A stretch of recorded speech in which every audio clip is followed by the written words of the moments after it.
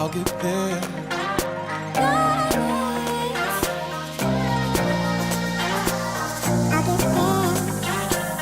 I'll get there. So, spherical.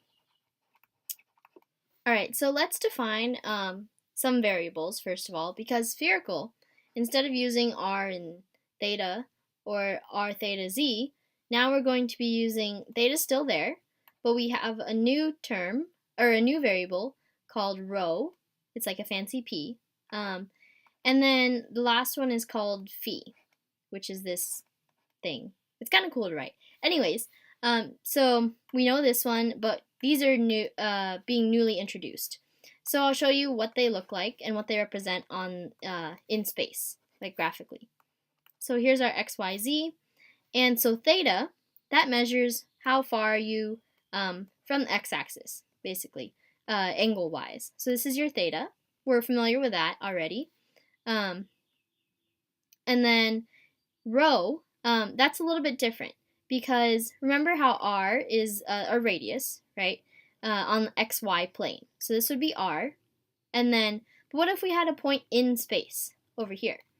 Then it's like, this has x, y, z components or coordinates.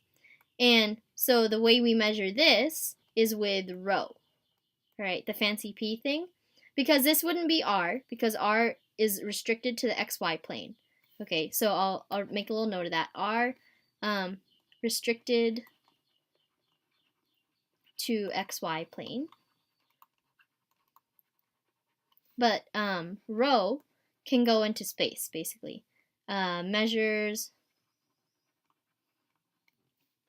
It's another form of a radius, but it measures it in 3D space. 3D space. I don't know how to write it, but anyways, 3D space radius. It's basically your spherical radius. Like, imagine if there were a ball sitting here.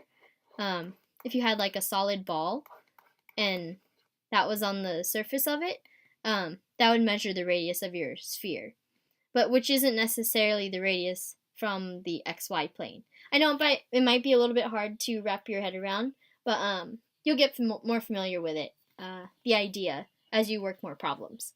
So anyways, this is your radius in 3D space, in XYZ space. And then, so I defined theta.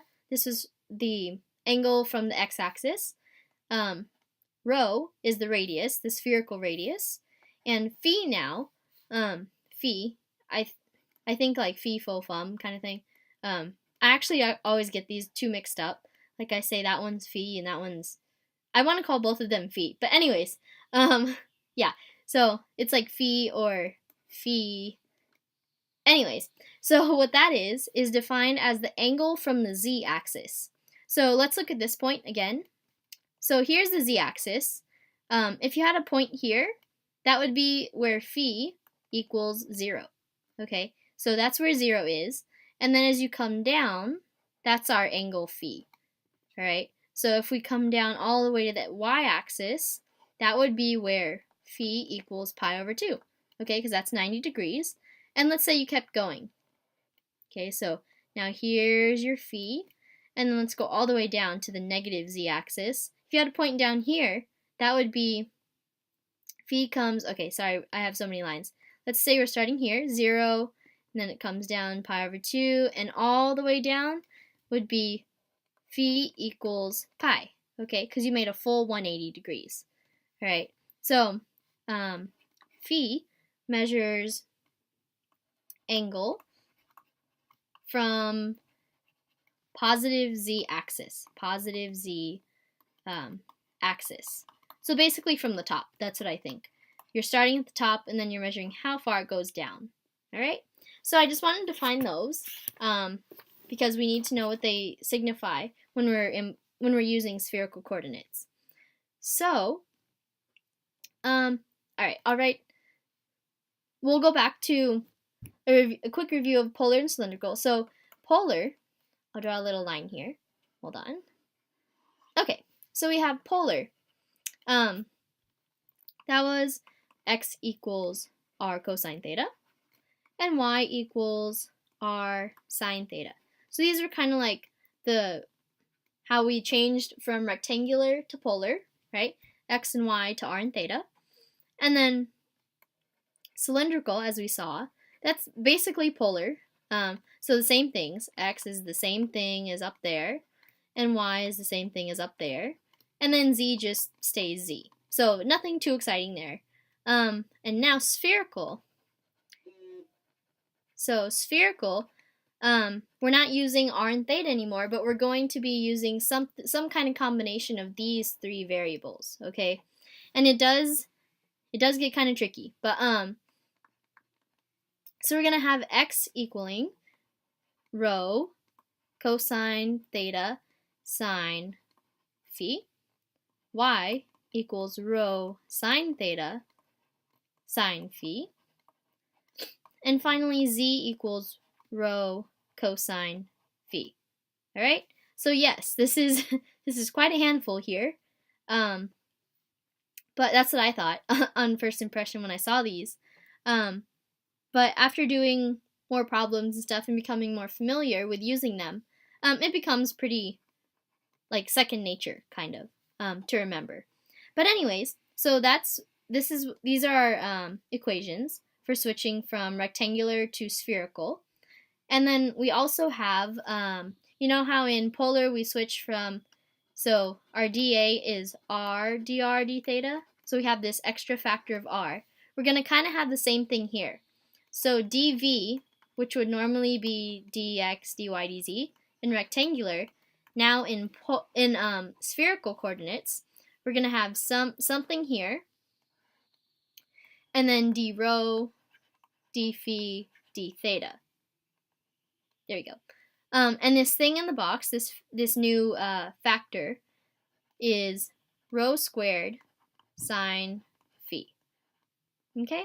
And the proof is a bit lengthy, but I think there is a problem in the next couple of sections. There's a problem in the homework section where you have to prove where it came from. I actually had to do that when I took this class. That was fun, to say the least.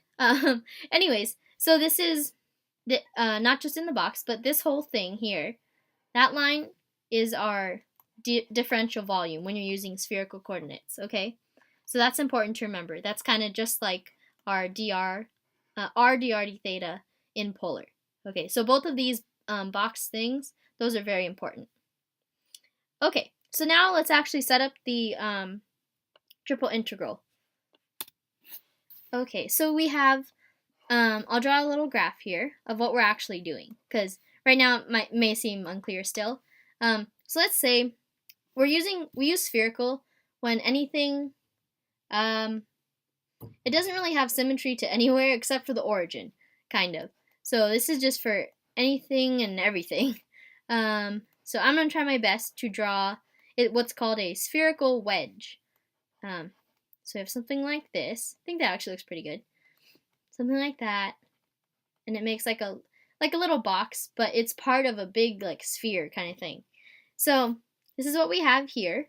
And let's see. Okay, so how are we going to do this? So our dv, okay, we already defined that. And phi, okay, so phi, which is this one, phi, is measured from the z-axis. So this is phi equals 0 right here. But then to go to this line, and this might get a little confusing with the drawing, I'm sorry. But to go from here to here, so this is the first one we hit is called phi 1, phi sub 1. And the second one that we'll get, like on our way down, we're traveling like this. The second one we'll hit at the very end of our region, W, this is W, is phi sub 2, okay? So phi is going to go from phi 1 to phi 2, so that's good. Those are both constant angles. And then we have, we're left with the problem of rho and theta. So theta we can do. So what that's going to be is, remember how on cylindrical we did projections? which basically means you draw a line straight down, like that, and you project the image like its shadow onto the xy plane. So it looks something like this. And so theta is our angle from the x-axis. So theta would go from, nothing too complicated here. So this is theta 1 to the first line, and then to the second line would be theta 2. Okay, and this is just a general explanation. You'll see on actual problems, you'll be able to determine what these actual values are. But for now, theta goes from theta 1 to theta 2, which again, these are both constant angles as well. And this theta exists on the xy plane only. All right? So we have bounds for two of our variables determined, which is good. And then we also have the problem of rho. What is rho bounded by? So it could be that rho is measuring, okay, I'll draw a different picture because that one's getting a little bit chaotic in there, a little bit squished. So we have x, y, z, and we have our something here. All right, I don't know if I'm doing this right. Okay, yeah, here's our spherical wedge. Something like that. Okay, and it's like a little cube kind of thing. It's kind of cute.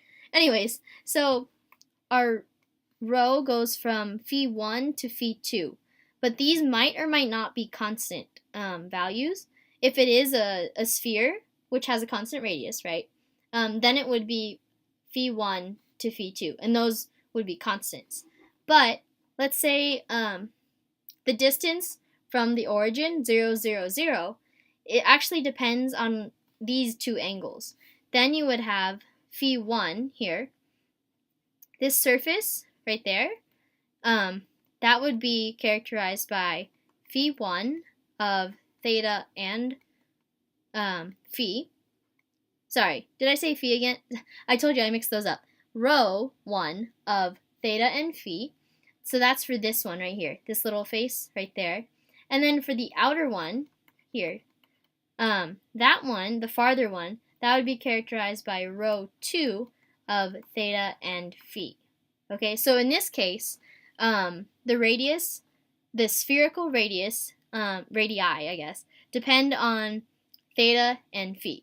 So it depends on where you are in relation to the z-axis and the x-axis. All right, so that's what I'm going to make is the closer one be rho 1 of theta and phi, and then the further, or the I guess the farthest one is going to be rho 2 of theta and phi.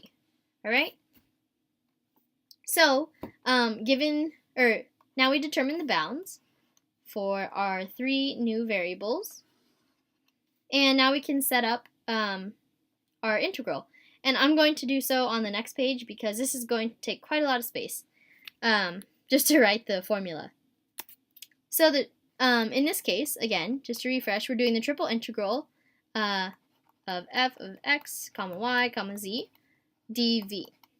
So we determine that x equals, and these are just formulas from, I actually don't know where these originate from, but we're just going to go with it. So x equals that, y equals this, sine theta, sine phi, and z, I'll draw it up here, z equals, not z, that would be spherical, or that would be cylindrical, and x and y would be different. But anyway, z equals rho cosine phi. Okay, and then one last thing, this is very important, remember I boxed it, is dv in spherical is rho squared sine phi d rho d phi d theta. Okay, so these are the pieces that we need, and we also determined our bounds on the last slide, so keep those in mind. So we'll start on the outside with thetas. So we have theta 1 to theta 2, and I'll write d theta all the way over here because I believe we will need all this space. So we got theta taken care of. That was good. Now we have phis, so phi 1 to phi 2, and then we have d phi here. And then our rho goes from rho 1 of theta and phi. So these are functions, theta and phi.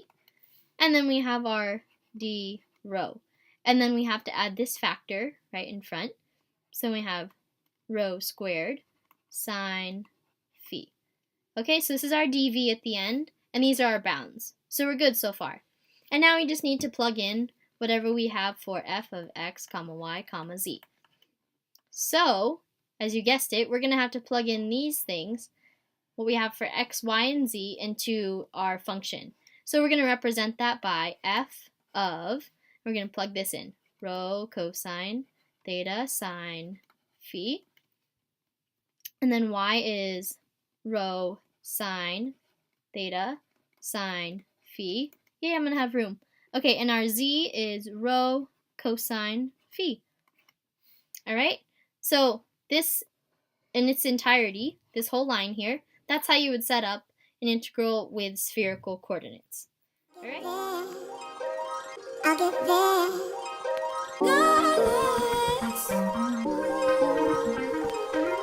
I'll get there.